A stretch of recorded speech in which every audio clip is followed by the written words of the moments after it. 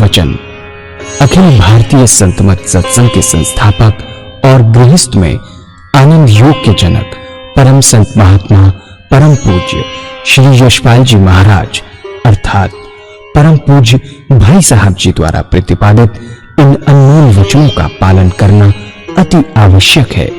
ये वचन हमारी गृहस्थ आध्यात्मिक साधना के लिए मूलभूत सिद्धांत हैं, जो इस प्रकार हैं।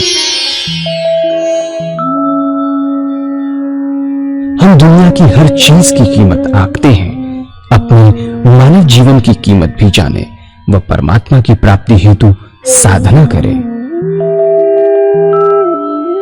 मनुष्य योनि एक उपहार है, इसीलिए परमात्मा को धन्यवाद देते हुए आधा घंटा प्रातःकाल, आधा घंटा सायंकाल पूजा अवश्य करें।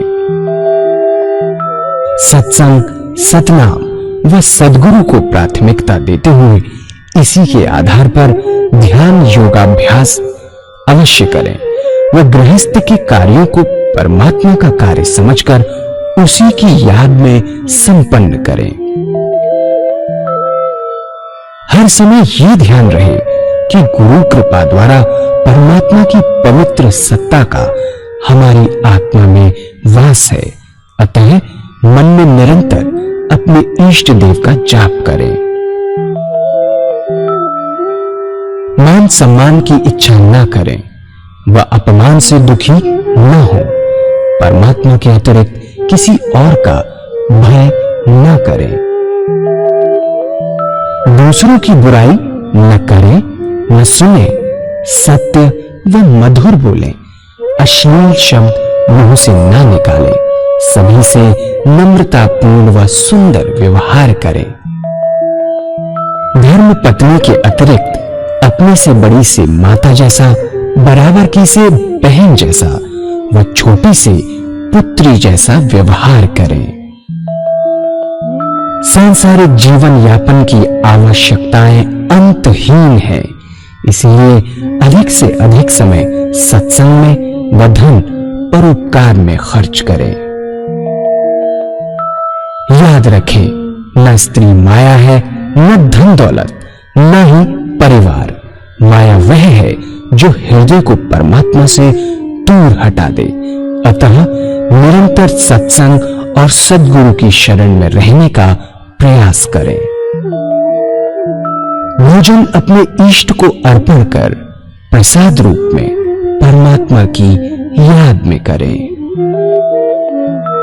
रात्रि में सोने से पहले अच्छे बुरे कार्यों का आत्मनिरीक्षण कर उसका समुचित पश्चाताप करते हुए ध्यान करें व प्रभु की गहरी याद में ही विश्राम करें। परमात्मा तू ही है, तेरी इच्छा पूर्ण हो।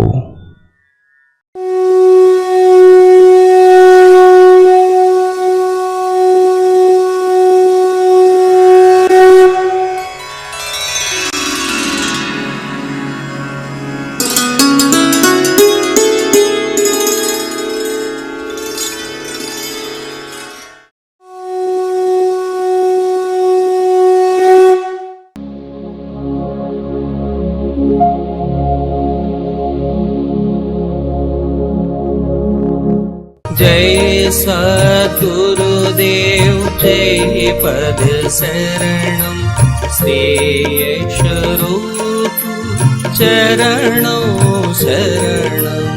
जय सद्गुरुदेव जय पद शरणम श्री यशरूप चरणों शरणम। ధ్యానం ఏకాగ్రత, ధ్యానం కలగాలి, మీ మనసు ఏకాగ్ర చిత్తం కూడా అవ్వాలి, చిత్త ఏకాగ్రత. ఎప్పుడైతే మీరు ధ్యానం ప్రారంభించారో చేయగా చేయగా చేయగా అభ్యాసం చేయగా చేయగా మీ మనసు ఏకాగ్ర చిత్తంకి వెళ్తుంది. మీరు ఎక్కడున్నా సరే, ఏ పని చేసుకుంటున్నా సరే శరీరం భగవంతుడి చరణాలపై లగ్నం అవుతుంది, మనస్సు పరమాత్మ చరణాలపై లగ్నం అవుతుంది, శరీరం ప్రాపంచిక కార్యకలాపాలపై నిమగ్నం అవుతుంది. కనుక ఈ ధ్యాన విధానాన్ని అర్ధగంట సమయం ఉదయం పూజ, అర్ధగంట సమయం సాయంత్రం పూజతో ప్రారంభిస్తాం. ఈ రోజు వరకు మీరు చేసుకుంటున్న పూజలన్నీ కూడా కొనసాగించండి. ఏమి విడిచిపెట్టవలసిన అవసరం లేదని చెప్తున్నారు గురుదేవులు. మీ ఆచారాలు, వ్యవహారాలు, సాంప్రదాయాలు అన్నీ కొనసాగించండి. ఒక్క 10 నిమిషాలు ధ్యానం, ఉదయం అర్ధగంట, సాయంత్రం అర్ధగంట. ఈ ధ్యానాన్ని 10 నిమిషాల ధ్యానంతో ఈ మానసిక పూజని కొనసాగిస్తాం. గురుమూర్తి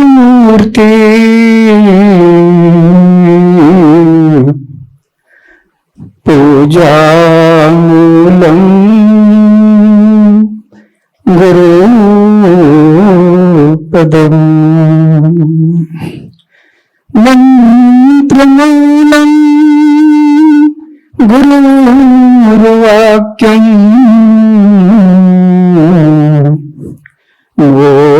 మోక్షమూలం గురు కృపా. గురుర్ బ్రహ్మా గురుర్ విష్ణు గురుర్దేవో మహేశ్వర గురుర్ సాక్షాత్ పరబ్రహ్మ తస్మై శ్రీ गुरुवे नमः। धूल तेरे चरणों की सतगुरु चंदन और अबीर बनी। धूल तेरे चरणों की सतगुरु चंदन और अबीर बनी। मस्तक पर है जिसने लगाई उसकी तो तकदीर बनी। मस्तक पर है जिसने लगाई उसकी तो तकदीर बनी। पार हुई पत्थर की अहिल्या धूल श्री राम चरण की पाने से। पार हुआ था पंपासुर भी संत चरण छू जाने से। संत चरण की महिमा गाते युग युग से वेद पुराण। काल कौए हंस बने चरण धूल में करके स्नान। काल कौए हंस बने चरण धूल में करके स्नान। धूल तेरे चरणों की सतगुरु चंदन और अबीर बनी। मस्तक पर है जिसने लगाई उसकी तो तकदीर बनी। संत चरण की महिमा गाते युग युग से वेद पुराण। काल कौए हंस बने चरण धूल में करके स्नान। धूल तेरे चरणों की सतगुरु चंदन और अबीर बनी। मस्तक पर है जिसने लगाई उसकी तो तकदीर बनी। पार हुई पत्थर सी अहिल्या धूल राम चरण की पाने से। पार हुआ था पंपासुर भी संत चरण छू जाने से। धूल तेरे चरणों की सतगुरु चंदन और अबीर बनी। मस्तक पर है जिसने लगाई उसकी तो तकदीर बनी।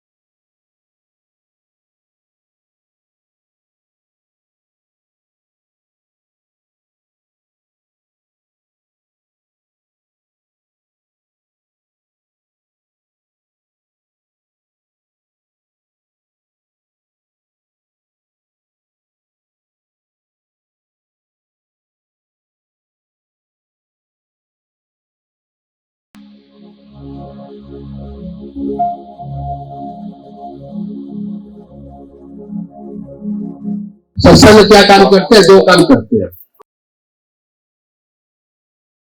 दो काम होते हैं। पहला मेडिटेशन, जो जिंदगी में बहुत जरूरी है। सत्संग में बैठकर करते हैं कंसंट्रेशन, अपने इष्ट देव का नाम जाप। चलते फिरते करते हैं मेडिटेशन, नाम जाप। बैठ के कंसंट्रेशन करते हैं और चलते फिरते नाम जाप करते हैं। कंसंट्रेशन में मतलब क्या होता है? एक गिलास में पानी भरा हुआ है, एक चम्मच चीनी डालेंगे तो कितना मीठा होगा? अंदाज लगाइए। 2 चम्मच चीनी डालेंगे तो कितना मीठा होगा? चीनी की क्वांटिटी बढ़ाते जाइए, उसकी मिठास बढ़ती चली जाएगी। ऐसे ही है हमारा जीवन, एक गिलास की तरह है। गिलास को, मटका को, बर्तन को, ऊपर खोल है, अंदर कुछ नहीं है, सब बेकार है। तो उसके अंदर हम राम नाम लेके उसकी मिठास डालते हैं। राम नाम, जब राम नाम की मिठास अपने मन के अंदर डालेंगे, अपने शरीर में डालेंगे, तो उतना हमारा शरीर मीठा होता चला जाएगा राम नाम से, और उसका असर आपको दिखाई देने लगेगा। इसलिए कंसंट्रेशन का मतलब राम नाम की मिठास अपने शरीर में डालना, नाम लेके।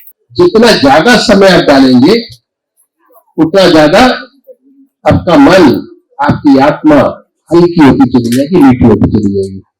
సత్సంగ్ మొత్తం ఈ భక్తి మార్గంలో కానీ ఈ ఆధ్యాత్మిక మార్గంలో కానీ సత్సంగే మొత్తం 99% ముఖ్యమైన పాత్ర పోషిస్తుందని చెప్తున్నారు గురువు గారు. సత్సంగ్ వెళ్తే సద్గురువు దగ్గరికి వస్తే సత్నామం, వేదమంత్రం, పూజ, దీక్ష. కనుక సత్సంగం ఉంటేనే మిగిలిన రెండు కూడా ఉంటాయి అని చెప్తున్నారు. సత్సంగి జీవితంలో మొట్టమొదటి ప్రాధాన్యత ఇవ్వాలి.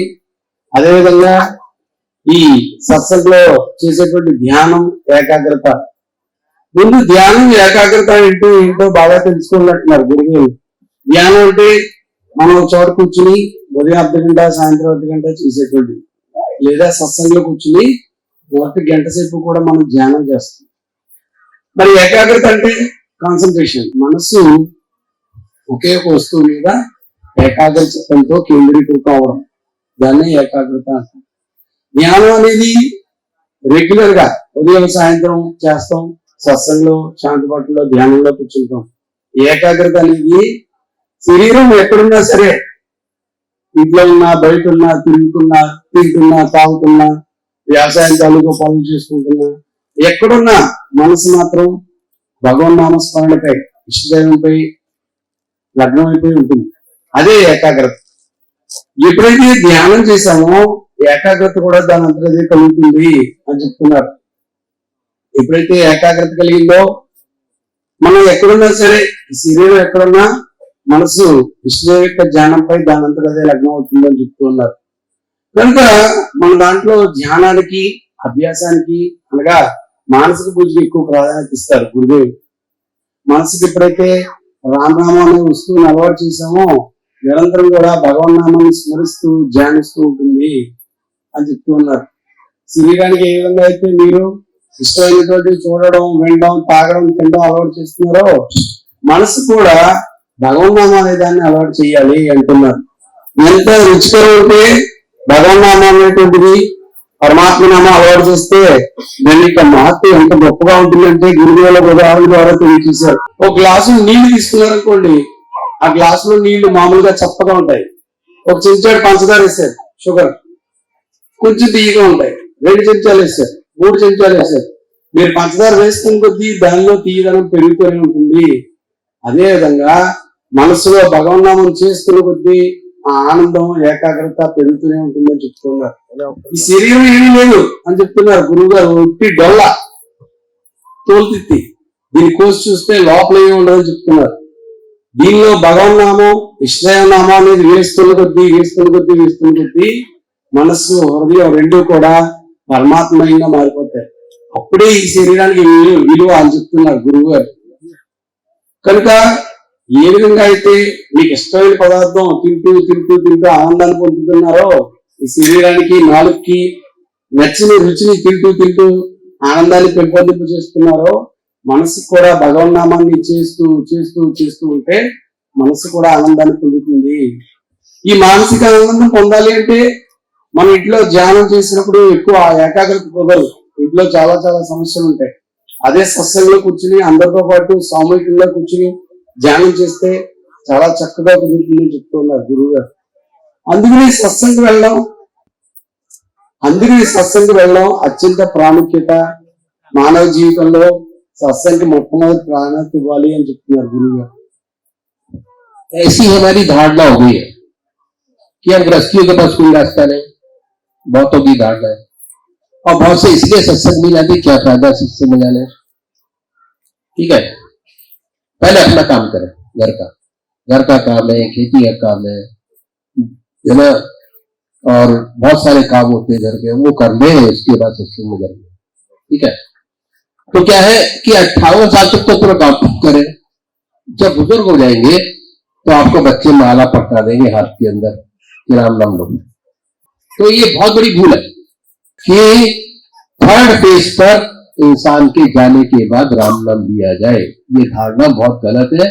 तब नहीं होगा। जो कुछ बनेगा आज बनेगा। आदतें इतनी मजबूत हो जाती हैं कि उन्हें बदल नहीं सकते। शरीर भी बेख्याल देने लगता है। तो ये भावना हमारे अंदर जो आ गई है कि अभी क्या करना, परमात्मा का नाम लेकर, ये बहुत बड़ी भूल है। जो कुछ होगा आज बनेगा, बहुत गलत है। फिर नहीं होगा, अभी बनेगा। तो गृहस्थियों का रास्ते बहुत पुराना है जिससे हमने भुला दिया। बड़ा ऊंचा रास्ता। आपने राजा जनक का नाम सुना होगा। राजा जनक को विवेक कहते थे।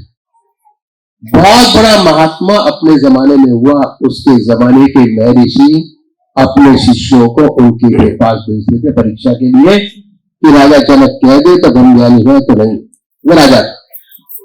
और राज का कारभार उसके ऊपर बहुत था। बड़ी जिम्मेदारियां थी। हमारे प्रति जिम्मेदारी दिखाई नहीं। डिसिप्लिन उसके पास था। पूरा नगर का काम काज उसके पास था। संतरी उसके पास थे, मंत्री उसके पास थे, सारी चीजें उसके पास थी। ठीक है, और बहुत बड़ा साम्राज्य था उसका, राजा जनक का। हमारे पास तो थोड़ा सा है। जब एक राजा ब्रह्म ज्ञानी हो सकता है तो आप क्यों नहीं हो सकते? जरूर हो सकते हैं, और बड़े आराम से इस रास्ते को कर सकते हैं। और क्या है कि इस रास्ते में हम अपने जीवन में एक चीज बढ़ाते हैं, बस एक चीज बढ़ाते हैं, हम घटाते नहीं। कोई चीज जो चल रहा आज आपके जीवन के अंदर वैसे ही चलेगा, उसमें कोई बदलाव नहीं। एक चीज बढ़ाना है, वो है राम नाम। अपने जीवन में बढ़ाइए। और भगवान का नाम अगर सच्चे तरीके से मन में आ जाए तो अंधेरे को अपना दूर करती चली जाती है। अंधेरे को दूर, जहां लाइट है अंधेरा गया। अभी बिजली गई तो अंधेरा हो गया, आ गई तो प्रकाश हो गया।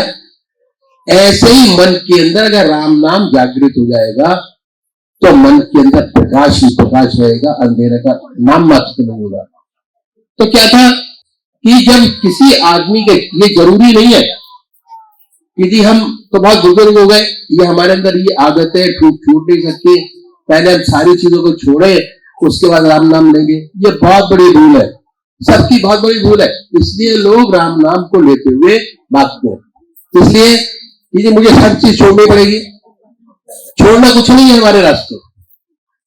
जो जिंदगी आज आपकी है उसी जिंदगी में चलते हुए अपने आप में को राम नाम बढ़ाइए। जैसे एक गिलास के अंदर चीनी का शरबत जितना ज्यादा मीठा होता चला जाएगा, जितना राम नाम होता चला जाएगा आपके अंदर, उतनी राम नाम की मिठास आपके अंदर बढ़ती चली जाएगी। तो छोड़ना कुछ नहीं। इस रास्ते पे चलने वाले जो हमारे सदगुरु है, एक से एक बड़े हुए, उन्होंने परमात्मा को पाने के लिए, परमात्मा को पाना के लिए क्या है? जीवन मुक्त अवस्था प्राप्त करना, ये लक्ष्य है हमारा। क्या है लक्ष्य? जीवन मुक्त अवस्था प्राप्त करना। उन्होंने अपने जीवन में बड़े कष्ट उठाए। उनकी जिंदगी बड़ी कठोर की थी। जैसे हमारी आपकी कठोर जिंदगी है, ऐसे उनकी भी बहुत कठोर की जिंदगी थी, क्योंकि वो भी ग्रस्त में थे, सारे संन्यास में नहीं थे। रास्ते दो है, संन्यास का रास्ता, दूसरा ग्रस्त का रास्ता है। हमारा रास्ता ग्रस्त का रास्ता है, पर जो दूसरे धर्म के लोग भी हैं वो भी आके इसमें ज्वाइन करते हैं। सन्यासी भी आते हैं, बैठते हैं, अच्छा लगता है, और इस चीज को ग्रहण करते जाते हैं। तो जीवन मुक्त अवस्था हमारा लक्ष्य, चाहे सन्यासी हो, चाहे गृहस्थी हो, चाहे किसी भी तरीके से क्यों ना जीवन मुक्त अवस्था प्राप्त करें। कैसे? ज्ञान मार्ग से। जब ज्ञान हो जाता है तो ध्यान अपने आप लगना शुरू हो जाता है, ज्ञान मार्ग से। दूसरा कर्म से, ज्ञान मार्ग से, कर्म से, ध्यान से, संन्यास से और ग्रस्त से। ग्रस्त के अंदर भी वही बात पैदा होती है जो संन्यास में पैदा होती है। ठीक है, संन्यास सब चीज को छोड़ के होता है। यह मन से सारी चीजें धीरे धीरे धीरे धीरे अपने आप हटती चली जाती है, छोड़ना कुछ नहीं होता। तो यह है, तो संसार का हर व्यवहार करके भगवान का ध्यान निरंतर बना रहता है। कैसे? चलेंगे तो उनकी याद होगी, चलते फिरते खाते पीते संसार का हर व्यवहार करते परमात्मा की याद बनी रहती है। दूसरा उसका जो कर्म है, काम निष्काम भाव से हो जाता है, अहम निकल जाता है। ये दो बातें हैं, इसे स्थित कहिए, जीवन मुक्त कहिए, पैदा हो जाती है।